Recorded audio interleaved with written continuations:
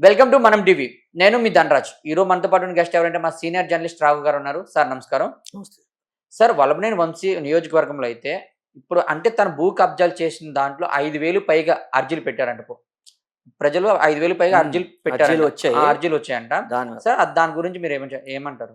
ఖచ్చితంగా ఏంటంటే వల్లభనేని వంశీ ఎప్పుడైతే అరెస్ట్ అయ్యాడో ఒక్కళ్ళొక్కళ్ళగా అయితే నియోజకవర్గంలో అయితే బయటకు వస్తున్న పరిస్థితి అయితే ఉంది. ఏదైతే గన్నవరం గాని, బాపుట్లపాడు గాని 2 మండలాల్లో కూడా ఒక్కడినే తహసీల్దార్ పెట్టడం. అంటే ఎంఆర్ఓని ఒక్కళ్ళనే పెట్టడం. ఒక్కళ్ళనే పెట్టి వాళ్ళకి నచ్చినట్లుగా ఆహ్, ఈ ఈ భూమికి సంబంధించిన డాక్యుమెంట్లు ట్యాంపరింగ్ చేయడం గాని, అదేవిధంగా ఇప్పుడు జగనన్న ఇళ్ళకి స్థలాలు సేకరించిన దాంట్లో భారీగా అవకతవకలు జరిగాయంటూ కూడా పెద్ద ఎత్తున అయితే అక్కడ ఆరోపణలు వినపడుతున్నాయి. దీని మీద విచారణ చేపట్టాలంటూ కూడా కొంతమంది అయితే చెప్తున్న పరిస్థితి అయితే ఉంది. అయితే ఇదే కాదు వల్లభనేని వంశీ ఎప్పుడైతే అరెస్ట్ అయ్యాడో ఒక్కసారిగా నియోజకవర్గంలో బాధితులందరూ పోటెత్తారని చెప్పాలి. ఎందుకంటే అర్జీలు ఎమ్మెల్యే దగ్గరికి వచ్చి ప్రస్తుత ఎమ్మెల్యే దగ్గరికి సుమారు 5,000 మంది అర్జీలు మా భూమిని లాక్కున్నాడు, మా కబ్జాలు చేశాడు, మాది ఆస్తులు కొల్లగొట్టాడు అంటూ కూడా అనేక కబ్జాలకు సంబంధించిన ఎక్కువ శాతం కబ్జాలకు సంబంధించినవి ఉన్నాయి. అదేవిధంగా బెదిరింపులు కొంత, రౌడీయిజం కొంత కేసులు మిగతావైతే వచ్చిన పరిస్థితి అయితే ఉంది.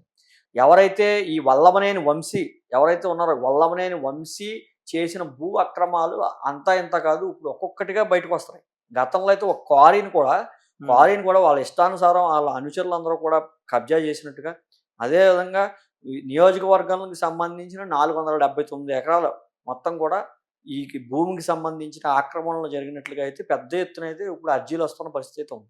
అదే ఇప్పుడు మనం చూసుకుంటే వల్లభనేని వంశీకి సంబంధించి అశోక్ లేలాండ్‌కి సంబంధించిన ఒక కంపెనీ అయితే అక్కడొచ్చింది గత ప్రభుత్వంలో. గత టీడీపీలో అప్పుడులో. హ్మ్. అయితే తర్వాత వల్లభనేని వంశీ అనుచరులు గాని, వల్లభనేని వంశీ గాని చేసిన దాడికి వాళ్ళందరూ కూడా వదిలేసి పారిపోయిన పరిస్థితి అయితే ఉంది. ఇప్పుడు అశోక్ లేలాండ్ మళ్ళా తీసుకొస్తామంటూ కూడా చెప్తున్న పరిస్థితి ఉంది.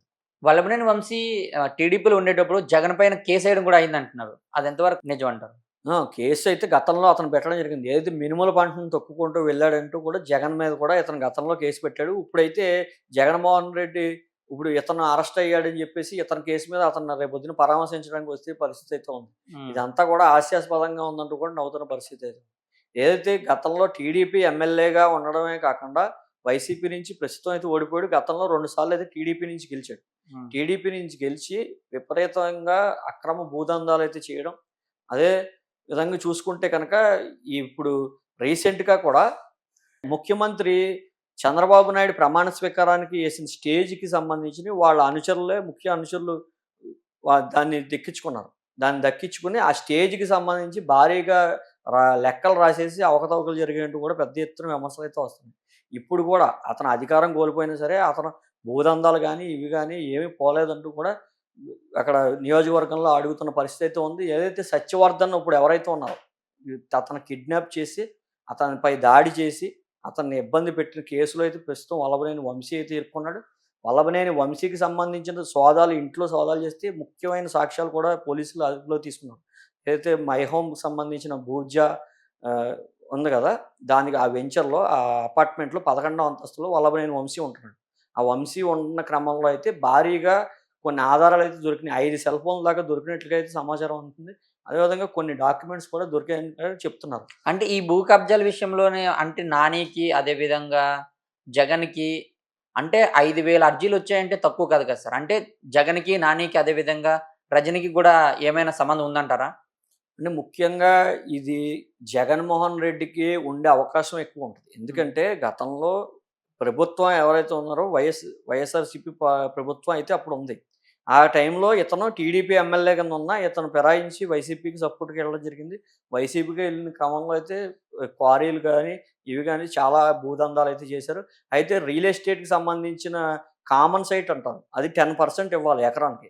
ఎవరైనా సరే వెంచరేస్తే ఆ వెంచర్ ఎన్ని ఎకరాలైతే అన్ని ఎకరాల్లో 10% దానికి సంబంధించిన మున్సిపాలిటీ అయితే మున్సిపాలిటీకి ఇవ్వాలి. లేదంటే పంచాయతీ అయితే పంచాయతీకి ఇవ్వాల్సిన అవసరం ఉంటది. అయితే ఈ వంశీ అనుచరులందరూ ఏం చేశారంటే ఈ కామన్ సైట్ ఏదైతే ఉందో ప్రభుత్వానికి దక్కాల్సిన కామన్ సైట్ ఆళ్ళు రాయిపిచ్చుకొని ఆళ్ళు అమ్మేసుకున్నారంటూ కూడా పెద్ద ఎత్తున అయితే ఇప్పుడు ఆరోపణలు వినబడుతున్నాయి. అయితే వంశీ మీద ఇప్పటికే 16 క్రిమినల్ కేసులున్నాయి. ఈ భూ కబ్జాల కేసులు ఇవన్నీ కూడా చూసేసరికి వంశీ ఇంకా జీవితంలో ఎక్కువ పర్సెంట్ ఒక కేసు పోయినా ఇంకో కేసులో ఇరుక్కునే పరిస్థితి ఉంటుంది. ఈ మాక్సిమం జైలు జీవితం గడపడానికి ఎక్కువ అవకాశం ఉంది. అంటే జైలు నుంచి బయటికి రారంటున్నారు ఇంకా. ఖచ్చితంగా వచ్చే అవకాశాలైతే ఎక్కడ కనపట్ల. రేపు రేపు జగను వంశీని పరామర్శించడానికి వెళ్తున్నారంటున్నారు కదా! అది ఇప్పటి వరకు వైసీపీ ఎమ్మెల్యేలు ఎవ్వరు అరెస్ట్ అయినా సరే జగన్ అయితే వెళ్ళడం జరగలేదు. వంశీ దగ్గరికి వెళ్ళడానికి గల కారణం ఏంటంటారు? ఇంత సడెన్‌గా. జగన్మోహన్ రెడ్డి మీద మొన్నటిదాకా కూడా కమ్మాలంటే పడదు జగన్మోహన్ రెడ్డికి. రెడ్లంటే ఇష్టం. ఎందుకంటే రెడ్లకి సంబంధించిన రవీంద్రారెడ్డి ఎవరైతే భారతీరెడ్డి గారి పిఏ ఎవరైతే ఉన్నారో అతను అరెస్ట్ అయినప్పుడైతే జగన్ విపరీతంగా స్పందించడం గానీ, సోషల్ మీడియాలో, ట్విట్టర్‌లో గానీ స్పందించడం, కార్యకర్తలందరిని అప్రమత్తం చేయడం, అందరూ కూడా సపోర్ట్ చేయాలని భారీ ఎత్తున చెప్పడం జరిగింది. తన లీగల్ టీమ్‌ని పంపడమే కాకుండా జగన్మోహన్ రెడ్డి నేరుగా అతని గురించి మాట్లాడడం కూడా జరిగింది. అయితే ఈ వల్లభనేని వంశీ అరెస్ట్ అయిన దగ్గర నుంచి కూడా డైరెక్ట్‌గా ఎక్కడ కూడా నేరుగా వచ్చి జగన్మోహన్ రెడ్డి మాట్లాడిన పరిస్థితి అయితే ఎక్కడా లేదు.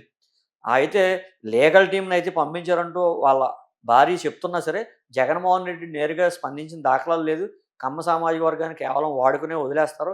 కమ్మలతో కమ్మలు తిట్టించడానికే జగన్మోహన్ రెడ్డి స్ట్రాటజీ చూపెడుతున్నట్టు కూడా పెద్ద ఎత్తున అయితే విమర్శలు రావడం, ఇవన్నీ కూడా తిప్పికొట్టే ప్రయత్నంగా అయితే జగన్మోహన్ రెడ్డి రేపొద్దున బెంగుళూరు నుంచి డైరెక్ట్‌గా విజయవాడ సెంట్రల్ జైలుకెళ్తే కలిసే అవకాశం ఉంది. కలిస్తే జగన్మోహన్ రెడ్డి ఏమని మాట్లాడతారు? ఈ టీడీపీ దాడి కేసులో జగన్మోహన్ రెడ్డి అప్పుడు ముఖ్యమంత్రిగా ఉన్నారు.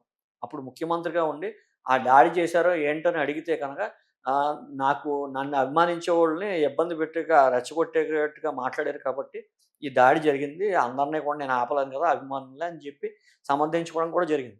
ఈ క్రమంలో ఆ దాడి కేసులో ఎనకాల జగన్మోహన్ రెడ్డి గారు ఉన్నారా? జగన్మోహన్ రెడ్డి గారే వల్లభనేని వంశీని గాని, వంశీ అనుచరులు గాని పంపించి ఆ దాడి చేయించారా? ఇవన్నీ కూడా విచారణలో తేలుతాయి. అయితే నా పేరు చెప్పకురా బాబు! నీ పేరు ఉంటే ఉంది. ఇప్పుడు దాకా ఈళ్ళతో సరిపెట్టి నా పేరు చెప్పకని చెప్పడానికి వెళ్తున్నారా?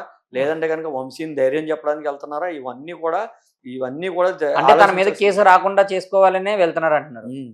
అంటే రాకుండా చేసుకోవచ్చు. ఎందుకంటే ఇప్పుడు ఒక 80 మంది, 90 మంది ఒక ప్లేస్ నుంచి ఇంకొక ప్లేస్‌కి వెళ్లి దాడి చేయడం అంటే దానికి అందులోనూ తాడేపల్లికి దగ్గరలో విజయవాడ ఏదైతే ఉందో పార్టీ ఆఫీస్ టీడీపీది అక్కడ పెద్ద ఎత్తున ధ్వంసం చేశారు. విపరీతంగా గేట్లు కూడా పడగొట్టేశారు. ఎక్కడికక్కడ ఫర్నిచర్ కొట్టేశారు. కనమరణాలను కొట్టారు. ఇదంతా కూడా పెద్ద ఎత్తున జరిగింది. ఈ క్రమంలో ఖచ్చితంగా జగన్మోహన్ రెడ్డి కనుక బ్యాక్ ఎండ్‌లో ఉంటే కనుక వల్లభనేని వంశీకి సపోర్ట్‌గా గానీ, అతను మాట్లాడడం గానీ, ఫోన్ చేసి నేను వెళ్తున్నానని చెప్పినా సరే, ఏ రకంగా అయినా సరే హింట్ గనుక ఇస్తే ఇప్పుడు ఏదైతే వల్లభనేని వంశీకి సంబంధించిన 5 ఫోన్లు దొరికాయి. 5 ఫోన్లు జగన్మోహన్ రెడ్డికి సంబంధించినవి ఉన్నాయా? లేదంటే భూ కబ్జాల్లో కనుక ఈ జగన్మోహన్ రెడ్డి కానీ, కో అండ్ బ్యాచ్ ఎవరైనా ఉన్నారా? వీళ్ళందరి పేర్లు ఏమైనా వస్తాయా? ఇప్పుడు ఈ ఒక్క కేసుతోనే పోదు. ఈ వంశీ ఇప్పుడు దొరికింది ఈ కేసులో అయినా సరే, తవ్వే కొద్దీ వస్తా ఉన్న పరిస్థితి ఉంది కాబట్టి ఖచ్చితంగా జగన్మోహన్ రెడ్డి కూడా కేసుల్లో ఇరుక్కుంటాడేమో. అతన్ని సర్ది చెప్పే ప్రయత్నం చేయడానికి వెళ్తున్నారా? ఇవన్నీ కూడా ఆలోచించాలి. ఇవన్నీ కూడా రేపు, ఎల్లుండో అయితే ఖచ్చితంగా బయటకొస్తాయి. ఎందుకంటే అక్కడ ఉన్న సమాచారాన్ని బట్టి ఆ మొలాఖత్తు ఏంటంటే బార్గేట్ ఇటు అటు కూర్చొని నుంచొని మాట్లాడాలి. బయటికి వచ్చి కలిసేదేముండదు. అయితే ఈ టైంలో జగన్మోహన్ రెడ్డి ఏమని మాట్లాడతారు? తన భరోసా ఇస్తారా? లేదంటే గనుక తన పేరు చెప్పొద్దని బతిమాలుతారా? ఇవన్నీ కూడా తెలియాలంటే మనం కొన్ని రోజులు వెయిట్ చేయాలి. అయితే ఖచ్చితంగా జగన్మోహన్ రెడ్డి రేపొద్దున వెళ్ళడం అయితే ఈ కమ్మ సామాజిక వర్గానికి కూడా నేను అండగా ఉంటాను. ఈ విమర్శలు ఏదైతే వస్తున్నాయో దానికి ఫుల్ స్టాప్ పెట్టడానికి కూడా కావచ్చు. ప్రియమిత్రుడైనటువంటి కొడాలి నాని కూడా వెళ్ళలేదు. ఇప్పుడు జగన్‌తో పాటు వీళ్ళందరూ ఎళ్ళే అవకాశం ఉందా? కొడాలి నాని, రజనీ, అదేవిధంగా రోజా వీళ్ళ మీద ఎక్కువ విమర్శలు వస్తున్నాయి. అంటే వల్లభనేని వంశీ అరెస్ట్ అయిన వెంటనే వీళ్ళపైన అయితే బీభత్సంగా విమర్శలు రావడం అయితే జరిగింది. జగన్‌తో పాటు వీళ్ళు కూడా వెళ్తున్నారంటారా? ఖచ్చితంగా ఉంటారు. ఎందుకంటే కొడాలి నాని కూడా ఆయనపై కూడా కొన్ని భూ కబ్జాల కేసులైతే ఉన్నాయి. ఇప్పుడు ఆరోపణలైతే ఉన్నాయి. ఎందుకంటే గెడ్డం గ్యాంగ్ పలానా రియల్ ఎస్టేట్ దాంట్లో కూడా ఆక్రమణలు చేశారంటూ కూడా పెద్ద ఎత్తున మీడియాలో ఆ రోజు కథనాలు రావడం జరిగింది. ఆళ్ళు అధికారంలో ఉండగా. ఖచ్చితంగా ఈ వల్లభనేని వంశీ, కొడాలి నాని ఇద్దరూ కూడా చాలా స్నేహితులు, అత్యంత స్నేహితులు, సన్నిహితులు కాబట్టి వీళ్ళిద్దరూ కూడా సాయంకాలం కూర్చొని 7 తర్వాత మాట్లాడుకునే అవకాశం కూడా ఉంటది. నేను ఈ భూ కబ్జా చేశా, నేను భూ కబ్జా చేశా, నాకు ఇందులో ఎంత వాటా వచ్చింది, ఇందులో వాటా వచ్చింది అంటూ కూడా అవకాశం అయితే ఉంది. అవకాశం ఉంది కాబట్టి ఖచ్చితంగా కొడాలి నాని కూడా వెళ్లి రిక్వెస్ట్ చేసే అవకాశం ఉంటది. నువ్వు దొరికితే దొరికావు, నా పేరు చెప్పకరా బాబు అని అవకాశం కూడా ఉంది. ఎందుకంటే పెద్ద ఎత్తున అయితే ఇప్పుడు దాని మీద కూడా చర్చ నడుస్తుంది. కొడాలి నాని కూడా నెక్స్ట్ కొడాలి నానియే అంటున్నారు. రోజా అంటావా? రోజాకి సంబంధించిన రోజాకి అప్రస్తుతం, రోజా వచ్చినా ఒకటే, రాకపోయినా ఒకటే. మరి రజనీ విషయానికొచ్చేసరికి? విడుదల రజనీ ఇప్పటికే ఆమెకే సీట్ ఇవ్వద్దంటూ కూడా పెద్ద ఎత్తున ఆ రోజుల్లో విమర్శలొచ్చినాయి. ఆళ్ళ నియోజకవర్గంలోనే వెనకాల కేడర్ కూడా 2 ముక్కలైన పరిస్థితి అయితే ఉంది. విడుదల రజనీ ఇక్కడికి వచ్చి అయితే ఖచ్చితంగా రావచ్చు. ఎందుకంటే మొన్న వేరే వాళ్ళు అరెస్ట్ అయినప్పుడు కూడా ఎవరైతే విడుదల రజనీ గాని, కొంతమంది అంబటి రాంబాబు గాని వీళ్ళందరూ కూడా జగన్మోహన్ రెడ్డి ఎళ్లి ఎనకాల నుంచోవడం జరిగింది. వీళ్ళందరూ వాయిస్ లేకపోయినా అప్పుడు వాయిస్ లేదు, ఇప్పుడు వాయిస్ లేదు. అప్పుడు మంత్రులుగా పదవులుగా ఉన్నా సరే డమ్మీగానే ఉన్నారు. ఇప్పుడు జగన్మోహన్ రెడ్డి ఎనకాల డమ్మీగానే ఉంటున్నారు. వాళ్ళ ఎప్పటికి వాయిస్ ఉండదు. ఎనకాల నుంచోవడానికైతే ఖచ్చితంగా వచ్చే అవకాశం ఉంది. చూద్దాం సార్ ఏం జరుగుతుందో. రేపు జగన్ జైలుకి వెళ్ళిన తర్వాత ఏం జరుగుతుంది? వల్లభనేని వంశీని బయటికి తీసుకొస్తారా? లేదంటే వల్లభనేని వంశీకి 7 సంవత్సరాల పాటు జైలు శిక్ష పడుతుందనైతే మనం వేచి చూద్దాం sir. Sir thank you sir. Thank you very much. Thank you.